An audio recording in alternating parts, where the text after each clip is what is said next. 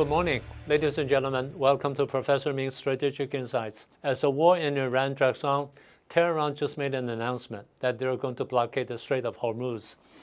And in response to this new development, President Trump summons more than half a dozen countries, including Communist China, to send in their warships to safeguard the security of the navigation of the strait, and of course the oil tankers, of course.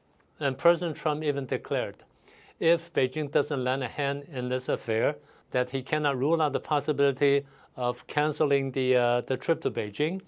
And would he do that? Although he just made an announcement that he will postpone the trip for one more month because of the war. But would he really cancel the trip, or would he not? That's the way he addresses it all the time. And how will China respond to this new development? And that's something that's worth more attention. Let's start from here. As of now, President Trump has returned to the White House for more than 14 months.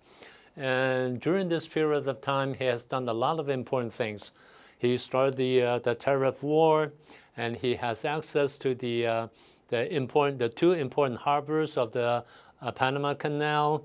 And he bombarded Iran in June 2025, and he arrested President Maduro of Venezuela earlier this year. And starting in late February, he joined-handed with Israel to launch an airstrike against Iran, and the war still goes on and on. We don't know when it's going to stop. And he made several arms sales to Taiwan. So all these are important things he has done. And on the other hand, all these actions he has taken, or these policies he's been putting forward, we can say that they either directly or indirectly weaken Communist China in one way or another. So the question is, how does Beijing look at these things, and how will they respond? That we can see that in terms of the tariffs war, Beijing fought back fiercely, and they have now reached an uneasy truce for 1 year, if that can last that long. And in terms of the harbors of the Panama Canal, Beijing not only criticized Washington, and they filed a lawsuit, and now they put, very recently, they just put 28 Panamanian vessels or ships under custody. And in terms of bombarding Iran last year, they Beijing covertly sending some help and some material to Iran to support the Iranian government. And in terms of the capture of the President Maduro of Venezuela, Beijing made a very strong protest, but not much following up actions. And it's pretty much the same as the attack against Iran earlier this year. So this is kind of unusual, but there's one more thing. And the arms sales to Taiwan is probably the only issue that Beijing reacted very strongly against the United States. And we can imagine that there will be some more following up actions from Beijing, and that would be very strong and very tense. According to open source, the United States had made 2 batches of arms sales to Taiwan since Trump returned to the White House. First one happened in November last year, 2025.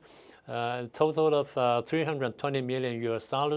Basically, they sold aircraft parts to Taiwan to strengthen Taiwan's fighting capability of the jet fighters and bombers and everything.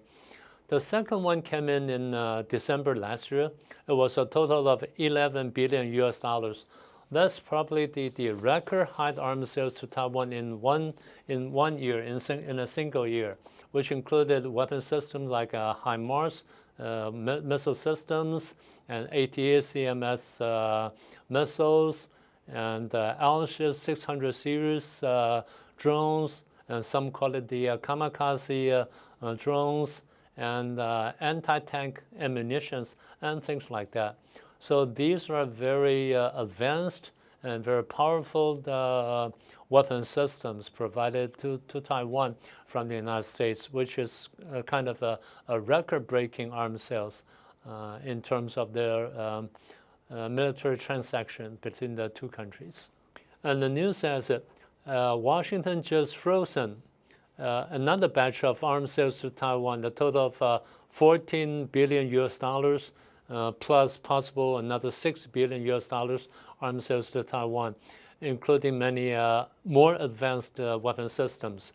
And the reason for the freeze is because Trump does not want to upset Beijing, because he was going to make a trip to Beijing in late March and early April. Like I just mentioned, Trump just made an announcement that he was going to postpone it for another month because of the war in Iran. Well, Beijing has been very sensitive about the bilateral relations between itself and Washington, D.C. He's fully aware of the damage these things could do to it. The tariff war, the Panama Canal, the harbors, and war in Iran, and the capture of Venezuelan president. He knows it very well. Well, in the past, he'll feel greatly infuriated by any of these developments. But this time, except for the case of arms sales to Taiwan, we can tell that Beijing exercised very great self-constraint on responding to these issues. The question is why? We've noticed that they've been saying, together we both gain, and apart we both lose. That's worth, that deserves further deliberation. But anyway, let's stop here. And that's the first reason. The second reason is they are eager to meet Trump in person, because ever since Trump returned to the White House for these 14 months, they haven't got a chance to talk to Trump directly, and they want it very badly. They're hoping to meet him in person to ease the tension between the two countries, and then they want to gain something out of this tariff war or out of this trade war. They said, well, we didn't lose last time, although we came unprepared in 2018, 2019, but this time we came, not perhaps fully prepared.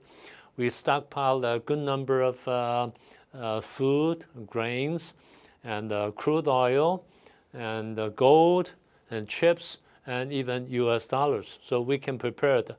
We need more cooperation from the United States so that we can benefit more. And that's what they want. Actually, Beijing had revealed its true intention on the matter late last year. In late December 2025, a professor in Shanghai, Fudan University, Shanghai, published an article entitled "The Case for a Grand Bargain Between America and China on Foreign Affairs."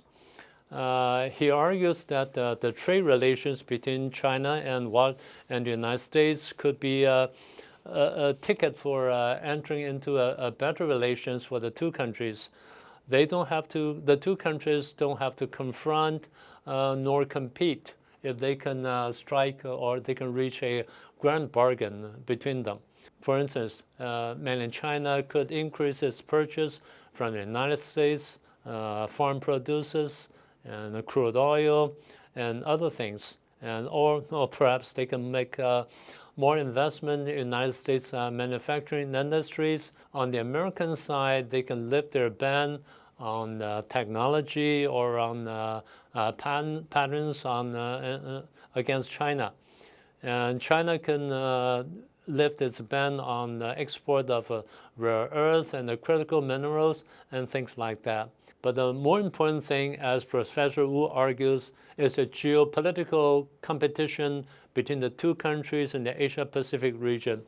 For instance, the Korean Peninsula and South China Sea. But the key issue is, of course, the Taiwan issue. And he argues that if they want to avoid a war between the two countries and reach a comprehensive agreement on the issue, that means they have to alleviate or to ease the competition over Taiwan. For instance, if the United States can slow down or to postpone its militarization process around the Taiwan region, then things will go for the better. And Beijing could respond by reducing its military pressure against Taiwan. So that's a basic argument provided for the so-called grand bargain between the two countries. So as we see it now, if Trump does pay a trip to Beijing, either late March or 1 month from then it's very likely that Beijing will make the proposition in front of Trump when he's in Beijing. So the question is, how will President Trump react to this request from Beijing? Well, as we see it, President Trump has all the initiative or all the cards in his hands. Although Beijing would imply or try to argue that they have rare earths, they have the critical minerals, and they're willing to sign a trade agreement between the two countries, or they have the strong manufacturing capabilities, and so on and so forth. But we must remember the American friends, that you have all the cards in your hands, and you're actually in driver's seat on the matter. So there's no need for you to make any big concessions toward Beijing. And actually, you can pressure Beijing into making more concessions to you. For instance, to persuade Iran into capitulation, to urge Beijing to take part in the arms limitation talks, especially on nuclear weapons, and not to offer more aid for Russia to invade Ukraine, and not to sell the fentanyl or the related material to other countries, and to help them to sell to the United States. And lastly, no more pressure upon Taiwan, or no more military harassment against Taiwan, and things like that. So again, let me remind our American friends, you have actually all the cards in your hands.